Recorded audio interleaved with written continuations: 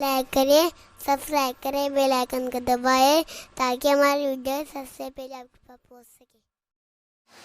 اس وقت ہم جن حالات سے گزر رہے ہیں وہ نہایت ہی تباہ کن ہیں۔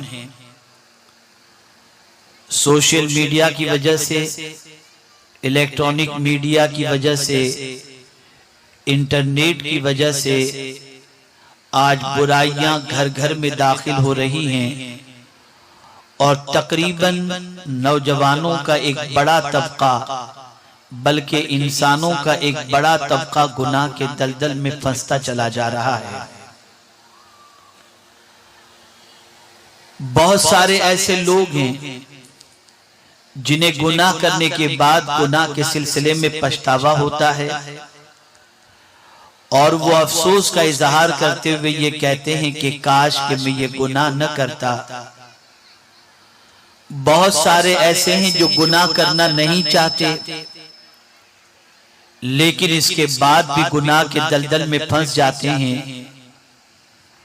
کبھی ماحول انسان کو گناہوں کے دلدل میں لے جاتا ہے، کبھی سہیلیاں گناہوں کی دہلیز پر لے جاتی ہیں اور کبھی مختلف ذرائع کی وجہ سے انسان گناہ کے اندر ڈوبتا چلا جاتا ہے اور گناہ کی وجہ سے اس کے قلب کا سکون غارت ہو جاتا ہے۔ بہت ساری بچیاں اور بہت سارے بچے یہ کہتے ہوئے دکھائی دیں گے ہم گناہ کرنا تو نہیں چاہتے لیکن کیا کریں، شیطان مس گائیڈ کر دیتا ہے۔ ہم گناہ کرنا نہیں چاہتے لیکن حالات مجبور کر دیتے ہیں۔ ہم گناہ سے بچنا چاہتے ہیں لیکن نفس ہمیں پریشان کر دیتا ہے۔ ہم گناہ سے بچنا چاہتے ہیں لیکن دوستوں کی سنگت ہمیں گناہوں کی دہلیز پر لے جاتی ہے۔ اور کبھی ایسا بھی ہوتا ہے کہ تنہائی میں انسان گناہ کے دلدل میں بعید طور پھنس جاتا ہے کہ نہ دیکھنے والی چیزوں کو بھی وہ اپنی آنکھوں سے دیکھ کر اپنے جذبات کی تسکین کا سامان حاصل کرنے کی کوشش کرتا ہے۔ ظاہر سی بات ہے کہ ایک مسلمان جانتا ہے کہ کیا چیز گناہ ہے اور کیا چیز نیکی، بلکہ دنیا کا ہر انسان جانتا ہے کہ گناہ کیا ہے اور نیکی کیا ہے۔ یہی وجہ تو ہے کہ گناہ چھپ کر کے کرتا ہے اور نیکی بدمانگے دہل کرتا ہے۔ اگر گناہ کو گناہ نہ جانتا ہوتا تو گناہ چھپ کر کیوں کرتا؟ اور دنیا کا کوئی انسان یہ نہیں چاہتا کہ اس کا گناہ ظاہر ہو جائے، بلکہ ہر انسان یہ چاہتا ہے کہ اس کا گناہ چھپا ہوا رہے اور وہ چھپ کر کے ہی گناہ کرنا پسند کرتا ہے۔ چھپ کر کے گناہ کرنا یہ اس بات کی علامت ہے کہ وہ گناہ کو گناہ سمجھتا ہے اور برائی کو برائی سمجھتا ہے۔ بہت سارے گناہ ایسے ہیں جس کے عوض کے اندر انسان دنیا میں بھی تباہ ہوتا ہے اور آخرت میں بھی تباہ ہوگا۔ بہت سارے گناہ ایسے ہیں جس کی وجہ سے انسان کے چہرے کی رونق ختم ہو جاتی ہے۔ بہت سارے گناہ ایسے ہیں جس کی وجہ سے اس کے رزق میں تنگی پیدا ہو جاتی ہے۔ بہت سارے گناہ ایسے ہیں جس کی وجہ سے اس کی میموری ختم ہو جاتی ہے۔ بہت سارے گناہ ایسے ہیں جس کی وجہ سے بیماریاں اسے لاحق ہو جاتی ہیں۔ بہت سارے گناہ ایسے ہیں جس کی وجہ سے آسمان سے پانی کا برسنا بند ہو جایا کرتا ہے۔ بہت سارے گناہ ایسے ہیں جس کی وجہ سے زمین سے اناج نکلنا بند ہو جاتا ہے۔ بہت سارے گناہ ایسے ہیں جس کی وجہ سے خود بھی انسان تباہ ہوتا ہے، گھر بھی تباہ ہوتا ہے، رشتہ دار بھی تباہ ہوتے ہیں، قبیلہ بھی تباہ ہوتا ہے، محلہ بھی تباہ ہوتا ہے، شہر بھی تباہ ہوتا ہے اور کبھی ملک بھی بعض گناہوں کی وجہ سے تباہی اور بربادی کے دہانے پر پہنچ جاتے ہیں۔ آج مجھے قرآن و حدیث کی روشنی میں آپ کو بتانا ہے کہ اگر واقعی آپ گناہ سے بچنا چاہتے ہیں تو گناہ سے بچنے کا علاج کیا ہے؟ کون سی چیز اختیار کریں جس کی بنیاد پر اللہ رب العزت جل جلالہ ہمیں گناہ سے بچا لے، ہمیں نافرمانی سے بچا لے، ہمیں برائی سے بچا لے، ہمیں عصیاں سے بچا لے، ہمیں اسم سے بچا لے، ہمیں اس طریقے کو قرآن کی روشنی میں تلاش کرنا ہے۔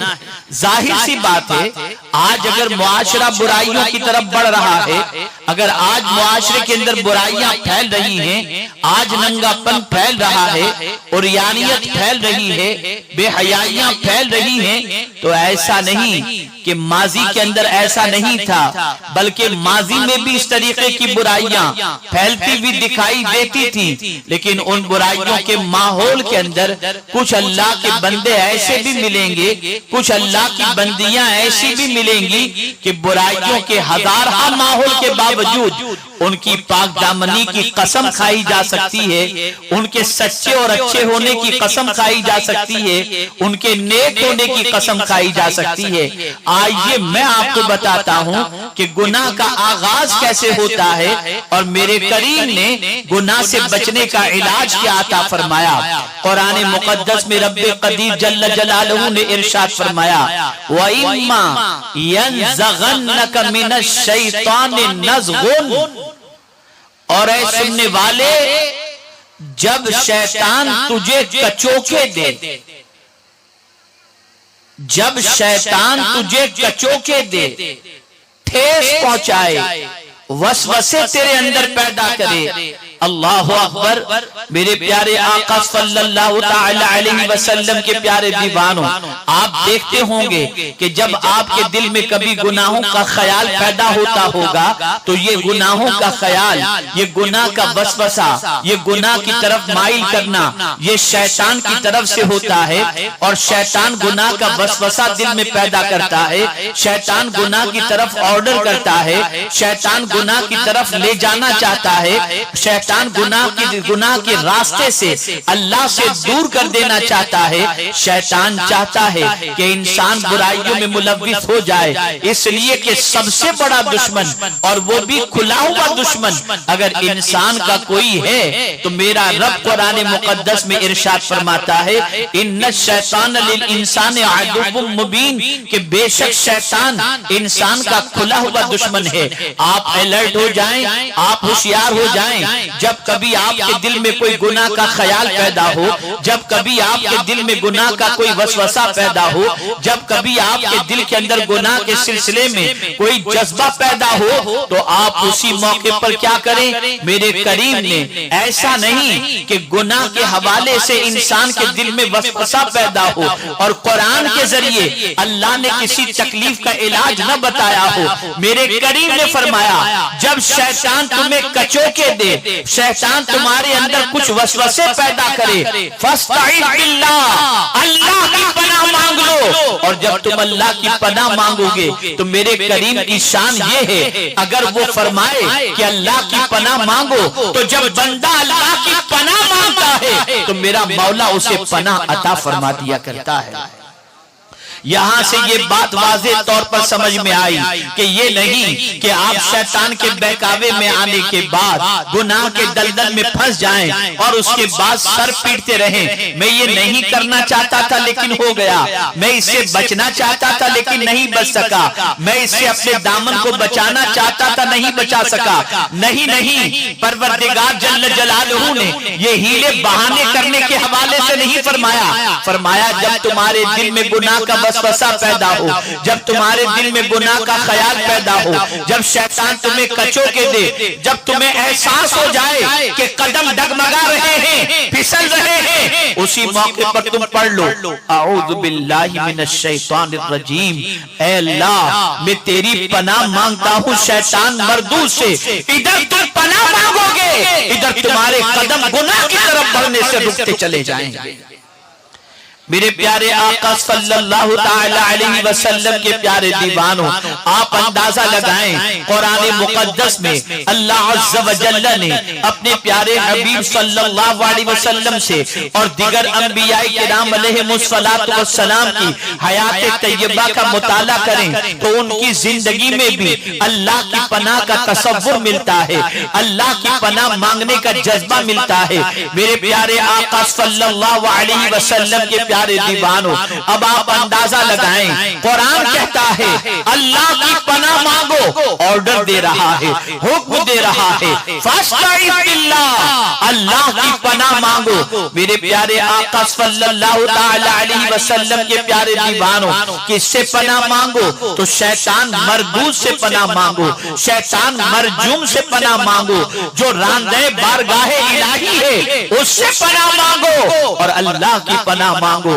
آئیے میں آپ کو بتاؤں کہ پروردگار جل جلالہ نے صرف اسی پر اکتفا نہیں فرمایا کہ جب تمہیں شیطان کچوکے دے، تمہارے اندر وسوسے پیدا کرے تو اللہ کی پناہ مانگو۔ انسان کے ذہن میں یہ خیال آ سکتا ہے کہ میں پناہ مانگوں گا تو کیا مجھے پناہ ملے گی یا نہیں ملے گی، میں پناہ مانگوں گا تو میری پناہ کی پکار سنی جائے گی یا نہیں سنی جائے گی؟ تو میرے کریم نے فرمایا انہو سمیع علیم، بے شک وہ سننے والا اور جاننے والا ہے۔ اللہ اکبر، یہ نہیں فرمایا انہو سامع، وہ سننے والا ہے، بلکہ فرمایا بے شک وہ سننے والا ہے، بہت سننے والا ہے۔ دیکھیے سامع کے معنی بھی سننا ہوتا ہے، سننے والا ہوتا ہے، اور سمیع کے معنی بھی سننے والا ہوتا ہے۔